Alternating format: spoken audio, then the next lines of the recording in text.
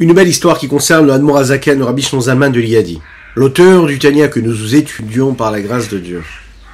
Quelques jours avant de quitter ce monde-là, physique, matériel, il y avait là le Tzemar Tzedek, son petit-fils, le 3e rabbi de la dynastie Chabad. Présent, le Tzemar Tzedek est là, quand le Rabbi Shlomo Zalman le regarde et lui demande « Dis-moi, qu'est-ce que tu vois au-dessus de notre tête ?» en montrant le plafond de la pièce. Le Tzemar Tzedek répond « Je vois un plafond. » Le Rabbi Shlomo Zalman le regarde et lui dit « Non, ce n'est pas le plafond que je vois. Je vois la vitalité de Dieu qu'il y a dans ce plafond. » Qu'est-ce que vous voyez, vous, autour de vous? Qu'est-ce que l'on voit dans notre existence, dans notre quotidien, dans notre vie, à l'intérieur de ce que nous sommes nous, à l'extérieur? Qu'est-ce que nous constatons? Dans quelle réalité nous vivons? Est-ce qu'on pense toujours avoir Dieu? Dieu qui se trouve partout, qui est tout, tout est Dieu, Dieu est tout. C'est ce que nous allons voir aujourd'hui dans ce 3e chapitre du Sha'ara Ichud Ve'Emunah. Et ce, juste après, ces quelques notes de Nigun que nous allons chanter ensemble. Et ensuite, eh bien, on développera notre Tanya du jour. N'hésitez pas à partager, à liker et commenter cette publication afin que nous soyons encore et toujours plus étudier cette sainte Torah.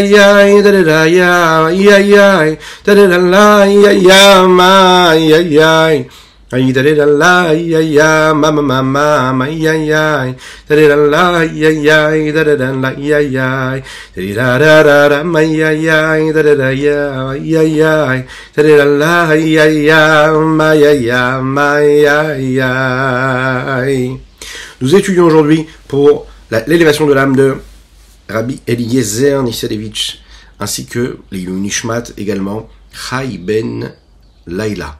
Ce cours-là nous est offert avec la grande générosité de notre cher ami Eli Ben Chai, que je le bénisse et le protège, je lui envoie de la bénédiction dans tous les domaines. Razak. Aujourd'hui, nous allons aborder ce sujet-là, donc. C'est l'histoire d'un lion qui a son territoire et qui gouverne sur son territoire. Un jour, il décide de prendre la route pour aller, pourquoi pas conquérir un autre territoire. Mais il a très peur de perdre son territoire, celui dans lequel il vit déjà.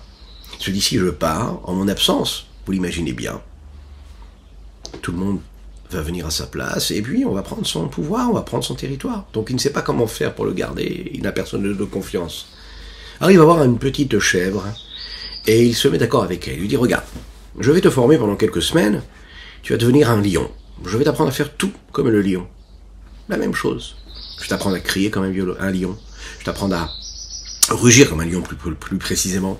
Je vais t'apprendre à te comporter, l'attitude, les gestes, de façon à ce que tous les autres animaux, quand ils s'approcheront de toi, de ce territoire-là, eh bien, ils verront que tu es le roi de ce royaume, et tu es ce lion-là, et puis ils ne viendront pas prendre la place. Bon, les semaines passent, en effet la formation se passe comme il faut, et la petite chèvre devient ce lion. Voilà que le premier jour, il y a justement un troupeau de chèvres qui se présente. Et lui, qu'est-ce qu'il fait? Le lion, oui, ce n'est plus une chèvre, c'est un lion. Donc il réagit comme un lion, les chèvres s'en vont en courant. Quelques jours plus tard, ça reste une panthère qui se rapproche. Elle rugit, le lion fait le lion, et puis la panthère a peur et s'en va. Elle se dit, voilà le lion, c'est toujours le même, il a les mêmes cris, la même attitude, les mêmes gestes. Quelques jours après, encore un animal qui se présente aussi, et là, la chèvre fait le lion, et le reste des animaux ont peur, elles s'en vont et les laissent tranquilles. Au bout de quelques mois, voilà que le vrai lion retourne de son voyage. Il arrive au loin comme ça, il rugit, et là, la chèvre fait comme elle a l'habitude de faire, elle fait le lion, comme on lui a appris à faire. Et là, le vrai lion se rapproche d'elle et lui dit comme ça, certainement avec un gentil sourire dans l'oreille, à moi, tu peux pas me montrer ce que tu n'es pas. Hein? On est d'accord, c'est moi qui t'ai formé, et je sais très bien qui es-tu. Vous imaginez la chèvre, elle comprend, eh bien, elle s'en va vers sa route et son chemin. Alors, qu'est-ce qu'elle veut dire, cette anecdote-là? Mais à travers l'histoire du peuple juif, mais l'histoire de l'humanité, on a souvent vu des rois qui ont joué au roi. Des personnes qui ont pris le pouvoir, qui ont joué cette attitude-là de pouvoir. Il y a ces forces-là qui peuvent se prétendre des divinités, qui peuvent se prétendre comme étant, même avec des énergies qui existent. Ce qu'on appelle les énergies de l'impureté, les énergies interdites, qui viennent des forces, ce que nous appelons les clipotatémiotes, les écorces du mal, de tout ce qui est l'envers et le négatif de ce qu'il y a de positif, puisqu'on le sait, nous l'avons déjà développé ensemble, dans toute énergie positive, dans toute lumière, il y a une part d'ombre obligatoirement, qui est là, ici-bas sur Terre, qu'on doit laisser de côté, hein, avec laquelle on ne doit pas du tout avoir de contact. Mais elle est présente, et elle prend parfois le pouvoir. Elle se leurre, elle pense qu'elle a le pouvoir. Seulement c'est un leurre. On l'a vu à travers l'histoire du monde entier.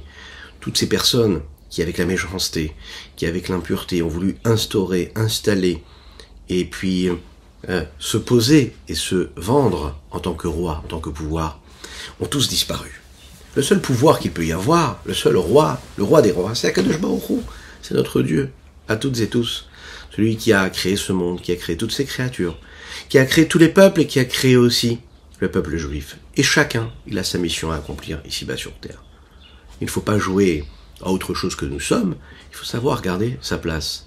Le problème, c'est que le monde dans lequel nous vivons nous envoie un autre message. Le monde que nous appelons le Olam HaSheker, le monde du mensonge, nous envoie des signaux avec une forme d'indépendance, de singularité, de vie, indépendante d'une force autre. Oui, on a l'impression, en se levant, Baruch Hashem, le soleil brille. Le soleil a l'air totalement indépendant de toute autre énergie. Il se suffit à lui-même. La lune prend le relais, elle se suffirait aussi à elle-même.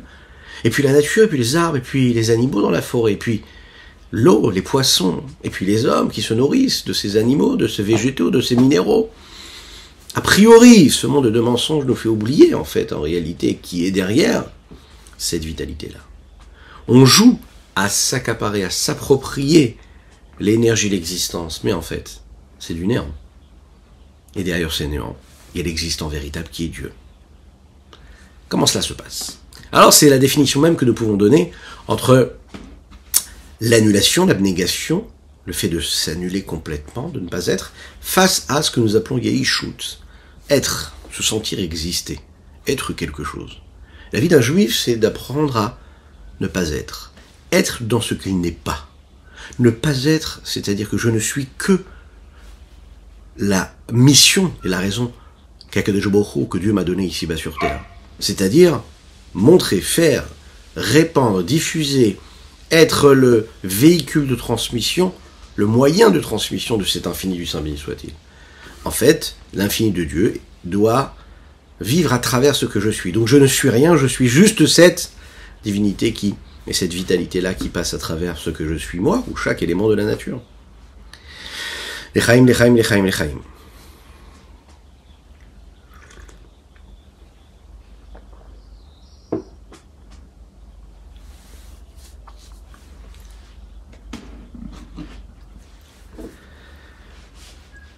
Décrire le principe même de ce qu'est l'annulation, l'abnégation, le fait de se mettre en retrait, de ne pas exister. On pourrait penser à tort que de ne pas exister, c'est une forme de faiblesse, parce qu'on vit dans un monde justement où exister, être, posséder, avoir, c'est justement être, vivre, une force, une puissance. Moi je suis, moi j'ai de puissance, moi j'ai de puissance, moi je suis. Moi je suis, ben moi je suis. J'existe pas, je suis annulé. Mais ce monde-là n'aime pas les faibles, n'aime pas ceux qui n'existent pas. Le monde dans lequel nous vivons veut des gens qui existent, qui sont. Alors comment prendre cela comme une force? Comment le fait de m'annuler complètement? Eh bien, ça me permettra quand même, et surtout plus que quand même, de véritablement exister, de faire ce que j'ai à faire ici-bas sur Terre. Quand on étudie le Tanya, quand on étudie la Chassidoute, on peut le prendre de cette façon-là et comprendre pourquoi est-ce que si souvent on nous parle de cette notion, cette nécessité-là de bitoul, de s'annuler, l'abnégation, de ne pas se considérer comme quelque chose. On pourrait penser que ça nous fait perdre en confiance en nous. Ça nous fait perdre complètement cette force-là, cette énergie, qui nous dirait, tu n'es pas n'importe qui, alors il faut que tu fasses des choses, tu n'es pas n'importe quoi.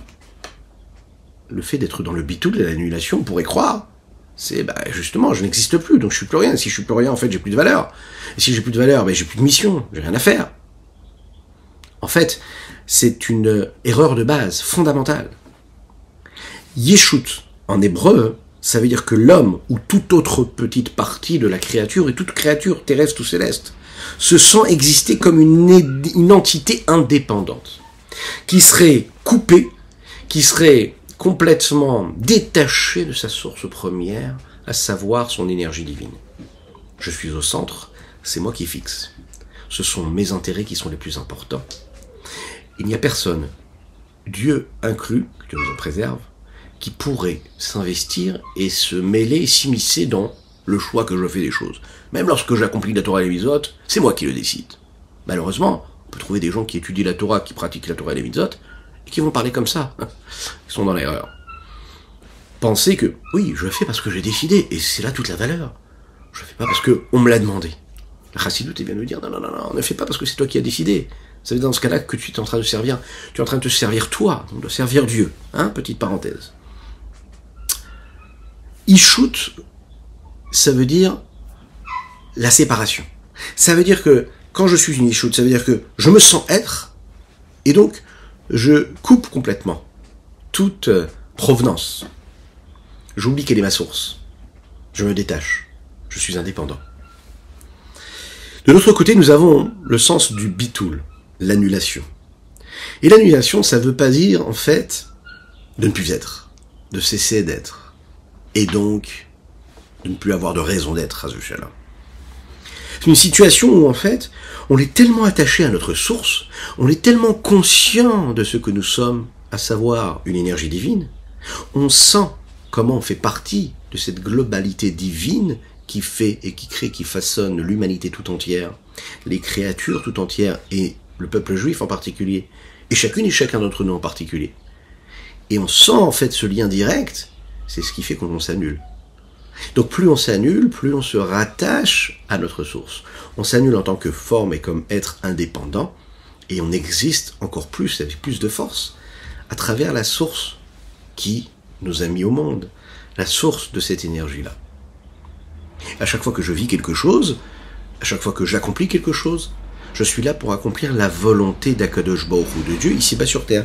Je suis là pour matérialiser, je suis là pour concrétiser cette mission divine pour laquelle je suis né, pour laquelle Dieu m'a donné la vie. Là, à ce moment-là, ce n'est plus moi qui suis dans le centre, qui suis celui qui décide, qui fixe. C'est Dieu qui est au centre, et pas moi.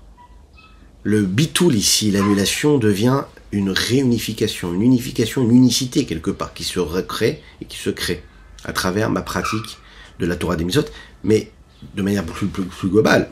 Et en fait, c'est pareil, à travers ma vie de tous les jours. À travers ce que je vis, à travers ce que je fais, à travers ce à quoi je pense, ce que je dis. À chaque fois, je suis sur le fil, sur le test de savoir est-ce que j'existe, je pense, je parle, je fais, j'ambitionne, je rêve, j'ai des projets, je construis, je bâtis par rapport à ce que je suis moi, donc je suis au centre. Ou est-ce que je suis en train de servir une autre cause, celle de Dieu? Et là est toute la question, et là il va être le test. Et puis on est honnête, chacune et chacun quand on se lève le matin, et qu'on a placé ses deux mains sur le cœur, qu'on a incliné la tête, et qu'on a dit « Modé, Ani, les Fanecha », on a remercié Dieu de nous avoir donné notre âme. Et qu'ensuite on va faire les bénédictions en prononçant bien chaque mot des bénédictions du matin. Et qu'on prend conscience à travers ces bénédictions du matin qu'on est en train de montrer à Kadosh Baruch Hu qu'on lui doit tout, et que tout ce que nous sommes, ce n'est que ce que lui nous demande d'être. Et si on reste avec cette vision-là, à savoir qu'on va toujours mettre Dieu au centre de nos choix, de ce que l'on va penser, dire ou faire dans notre journée, notre quotidien, on va pouvoir constater qu'on sera beaucoup plus détaché, qu'on aura plus de force par exemple, pour apprivoiser, pour appréhender ce monde-là qui peut nous paraître parfois un peu austère, un peu sauvage. Oui. Plus de facilité à ne pas vivre de frustration. Plus de facilité à ne pas vivre de jalousie, de convoitise. Plus de facilité à ne plus haïr, à ne plus envier, à ne plus convoiter. Plus de facilité à se suffire de ce que l'on a, à trouver notre réel bonheur. Tout le bonheur de l'existence, toute la façon avec laquelle l'homme pourra trouver le bonheur, être heureux véritablement, le véritable bonheur. Il peut se trouver en cela qu'un homme est capable de voir à chaque fois Dieu dans le centre et lui pour servir ce centre-là. Dès l'instant où il se met en retrait, il n'est plus dans le centre, tout va bien. L'Echaim, l'Echaim, l'Echaim.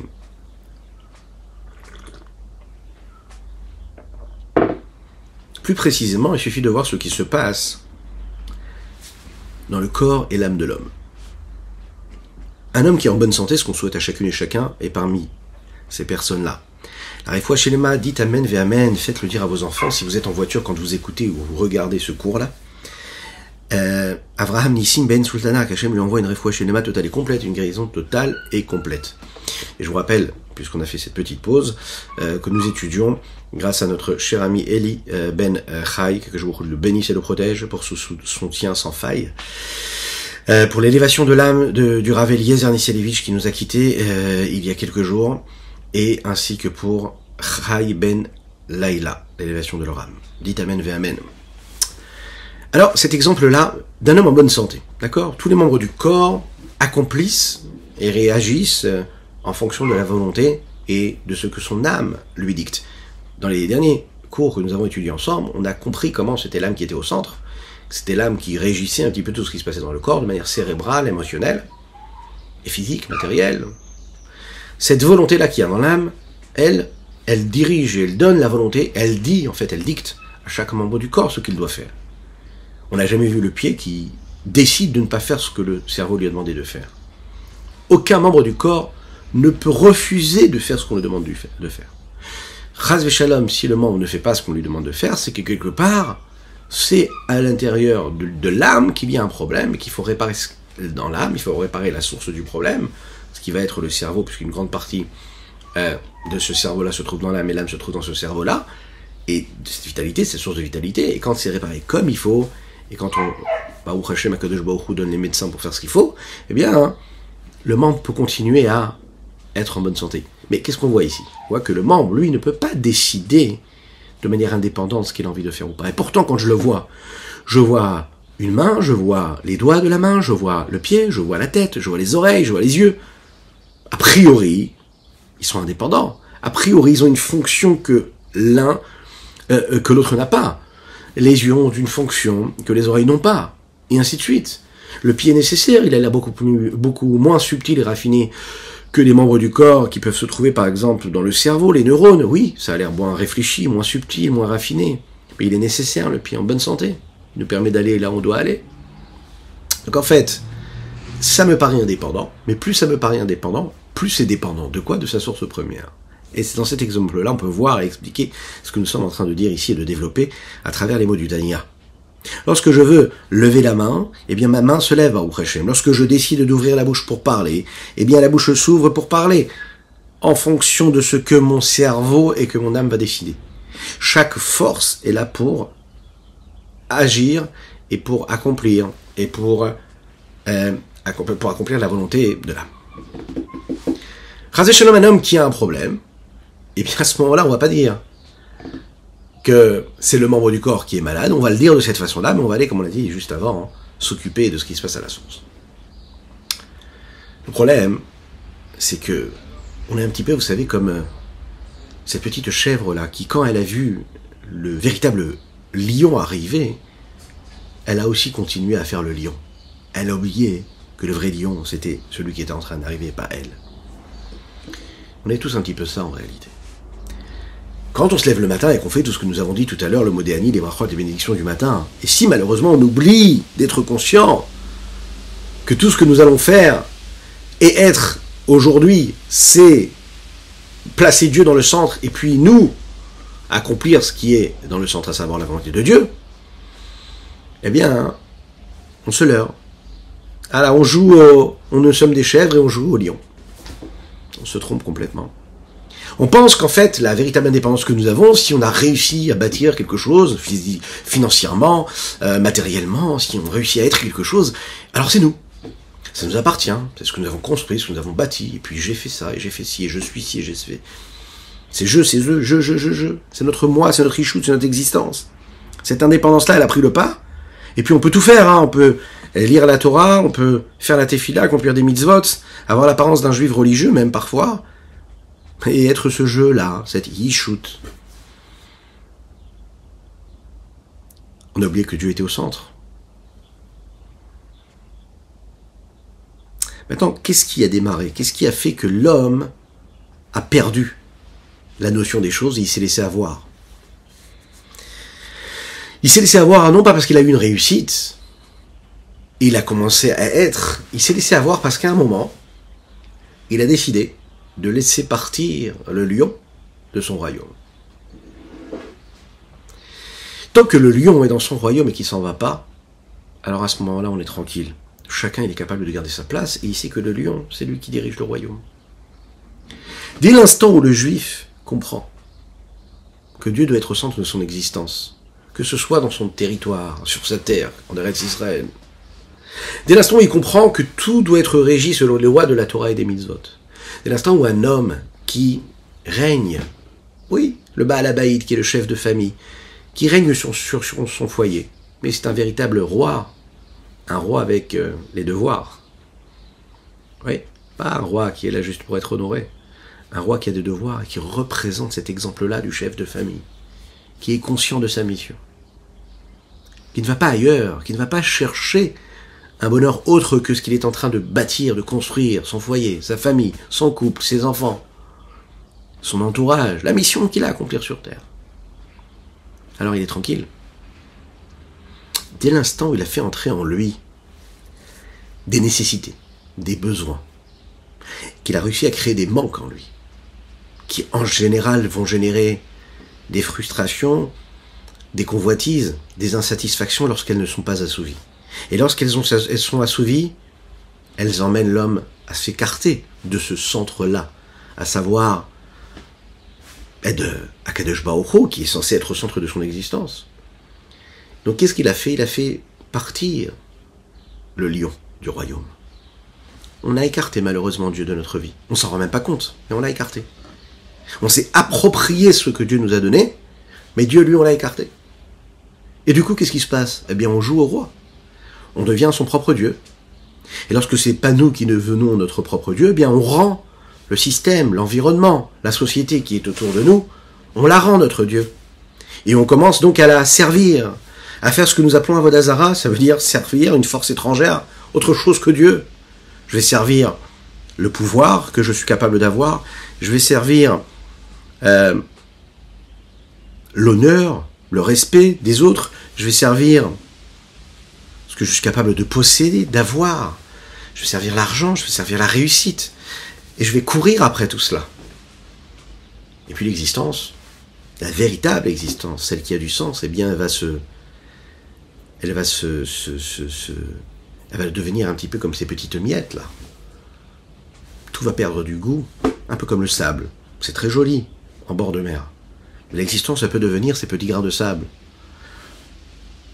Parce qu'on a perdu vraiment le centre de tout. On a perdu la raison pour laquelle nous avions besoin de faire tout ce que nous faisons. On a laissé partir le lion. On a laissé partir Akadosh Baruch Hu. Alors on a fait semblant de l'être. Mais le problème c'est que nous ne sommes pas en réalité cela. Et si on fait semblant, il y a un moment où on se réveille et on sait qu'on a fait semblant. Mechaim, Mechaim.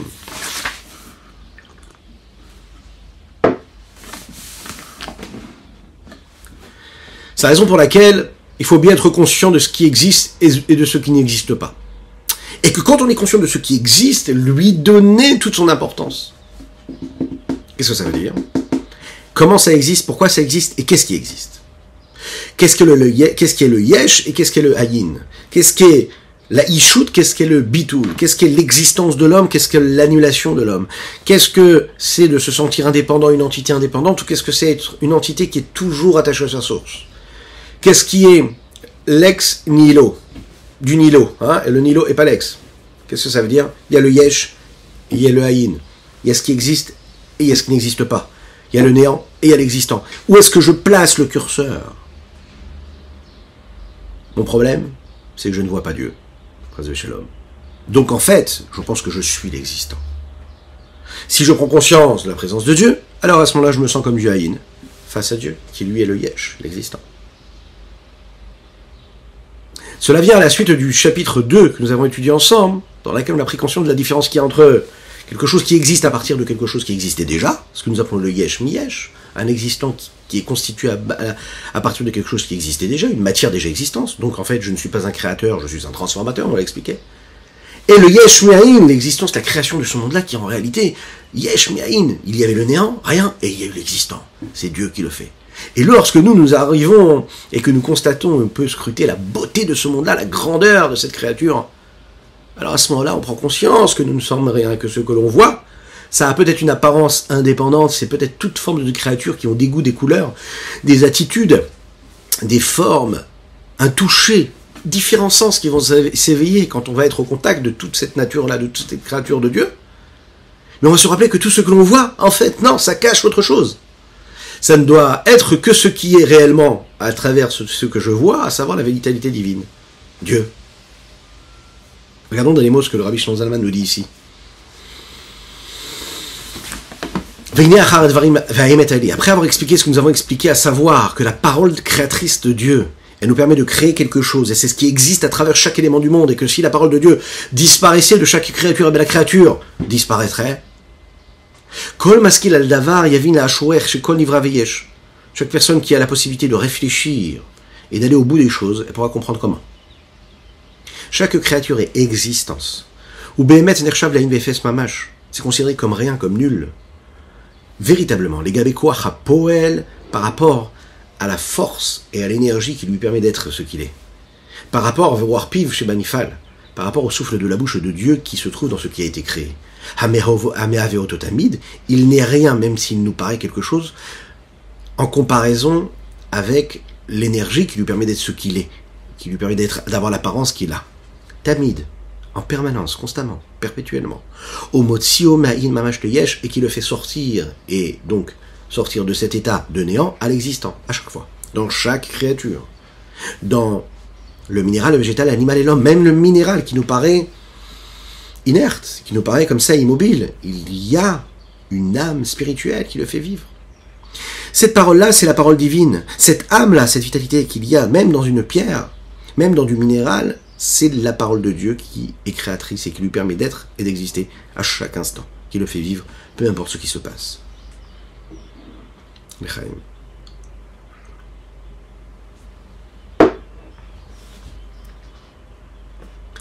Et la raison pour laquelle chaque créature nous voit comme quelque chose d'indépendant, d'existant et de concret, de réel, c'est parce qu'en fait, on n'a pas assez de subtilité, de raffinement et de pureté pour voir réellement la parole divine, et pour voir la vitalité qui se trouve dans chaque élément que l'on voyons. Si il nous avait été donné la permission à l'œil de voir, de saisir et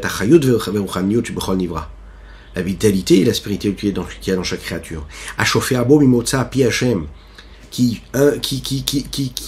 s'influence et qui vient et qui provient de quoi? De la parole d'Akadosh Baruch Hu, de Dieu. Vibroir piv et du souffle de sa bouche, l'on peut s'exprimer ainsi. Si vraiment on pouvait constater la présence divine et la vitalité divine de chaque élément, de chaque créature, eh bien c'est la créature que nous ne pouvons plus voir. Puisqu'on voit trop la présence de Dieu. Donc je ne vois plus l'enveloppe corporelle. C'est ça en réalité. C'est-à-dire que, d'un côté, la seule chose que je dois faire quand je vois quelque chose exister, c'est que je dois me concentrer sur le fait que ce que je vois, c'est pas ce qui est vraiment. Ce qui est vraiment, c'est la vitalité divine qui lui permet d'être ce qu'il est. Et en même temps, si j'avais la possibilité de voir véritablement la vitalité divine qu'il y a dans chaque élément, eh bien je ne verrais plus l'élément. Et donc, il n'y a plus de monde, il n'y a plus d'être, il n'y a plus de limites, plus de barrières, il n'y a plus de cadre, plus de réceptacle, et puis il n'y a plus de monde en fait. Donc Dieu nous met dans un monde où, en même temps, et tu vois ce qui se passe, et tu dois faire le travail pour savoir ce qu'il y a derrière ce que tu vois. Parce qu'il faut savoir que ce que l'on voit, c'est complètement annulé à la vitalité et la spiritualité dans laquelle il est, et qui se trouve à l'intérieur. Mais pourquoi? Parce que sans cette spiritualité qu'il y a dans chaque élément, il reviendrait à sa source première, à savoir le néant total, rien. À savoir comme il l'était avant que le monde ait été créé. Kemo Kodem Shechet Yemei Bereshit, à savoir la même condition dans laquelle il se trouvait quand il était avant d'être créé pendant les 6 jours de la création. En fait, il faut comprendre que la matière elle-même, elle n'a pas d'indépendance elle-même, elle n'existe pas. Le monde matériel dans lequel nous vivons, c'est en réalité qu'un système d'écran et de systèmes qui ont été mis en place pour cacher et voiler une énergie qui est trop forte et qui vient d'un monde spirituel. C'est un petit peu comme ce qui se passe quand le néant devient l'existant. Hein, l'existant, il est bien existant, il est yesh, mais il vient quand même du haïn, qui lui est le néant, c'est-à-dire le néant physique matériel.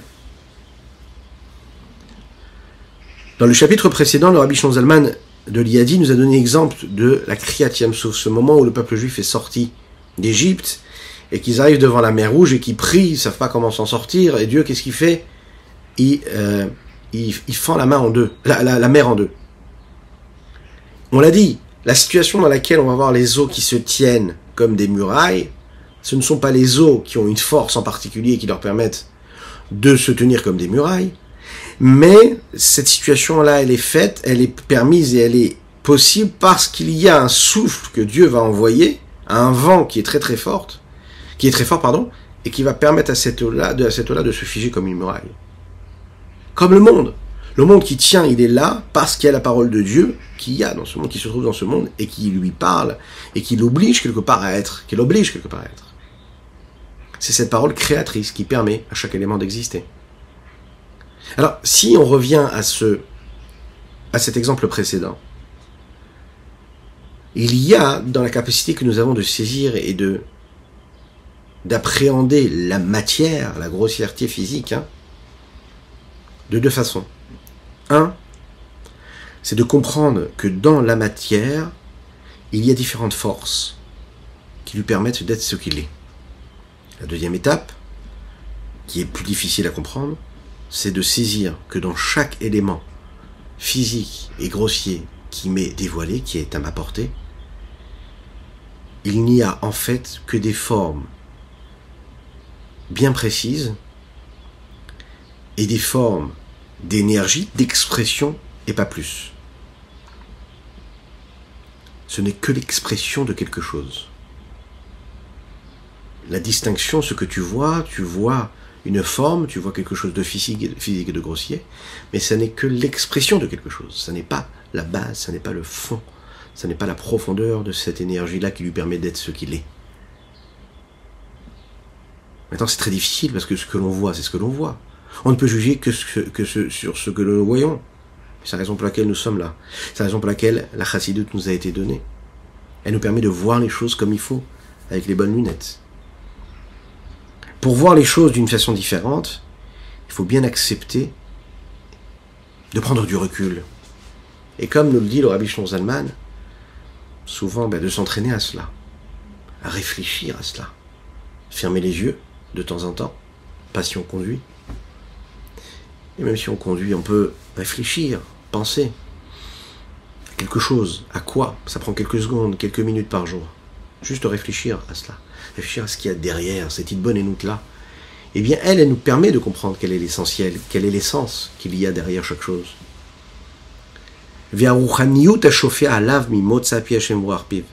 Cette spiritualité qui vient d'en haut, qui vient de la parole de Dieu, qui est le souffle de sa bouche.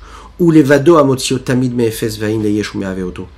C'est uniquement cela qui lui permet constamment d'être ce qu'il est. À aucun moment cette maison, elle tient parce que parce qu'on l'a construite et que le béton ça permet de faire tenir, parce qu'il y a des bonnes fondations. Oui, le code et le système, il est que c'est comme ça que ça doit se passer dans la nature. Mais moi, ce que je dois voir, c'est pas ça. Je dois voir la vitalité divine qu'il y a dans cette pierre qui lui permet de tenir. Cette vitalité divine que je vois dans chaque chose. C'est la raison pour laquelle, comme on disait tout au début, pas besoin d'aller chercher très très loin parfois. Être conscient quand on fait une bracha, quand on va consommer un aliment, quand on va boire un verre d'eau, quand on va manger quelque chose et qu'on va dire Baruch Ata Hashem, qu'on va penser ce qu'on est en train de dire, savoir que c'est Dieu qui crée chaque élément du monde, chaque chose dans le monde, que c'est la vitalité du Dieu qui est dans le monde, que ma mission ici sur terre, c'est d'élever les étincelles divines qui se trouvent partout. Donc je vois ce qu'il y a derrière, ce que je vois, à savoir la présence de Dieu, encore une fois la présence de Dieu. Pourquoi est-ce que ma mission à moi, c'est de ramener le Mashiach dans tout ce que je fais dans mon existence, de penser à la délivrance totale? Parce que je sais que c'est ça la véritable mission. C'est la mission qui nous a été donnée à chacune et chacun, et qui nous permet d'aboutir à ce projet-là, de permettre à ce projet-là, qui est que Akadosh Baruch Hu va résider ici-bas sur terre, et qu'il soit visible, qu'il soit saisi par chacune et chacun d'entre nous. Parce que moi, ce que je vois, c'est que si Dieu cesse de permettre à cette chose d'exister, cette chose n'existe plus. Et c'est sa parole qui lui permet d'exister. Imken efes bilato behemet, le monde physique et matériel, ce n'est que l'expression de la parole de Dieu. Et si véritablement j'oublie ça, eh bien à ce moment-là, je perds complètement la raison de cette existence. Si un homme a la possibilité de se libérer de ses limites, de ce qu'il voit, si véritablement on pouvait voir la transparence de ce monde-là, eh bien la vérité, on verrait quoi? On verrait juste Dieu. C'est notre travail à nous, à chacune et chacun, et c'est avec ces mots-là qu'on va conclure notre année du jour, réussir à voir Dieu partout, tout le temps, son existence, qui transcende tout. Je vous souhaite une excellente journée. Je vous rappelle qu'il est très important de partager, de liker, de commenter, de vous abonner sur les différentes chaînes, que ce soit en podcast, sur les Apple, sur les Google, sur Spotify, hein, il y a tout, tous les jours, au Hashem. Alors faites-le, c'est important. Et n'oubliez pas, soutenez un grand chazak à notre ami Eli d'ailleurs.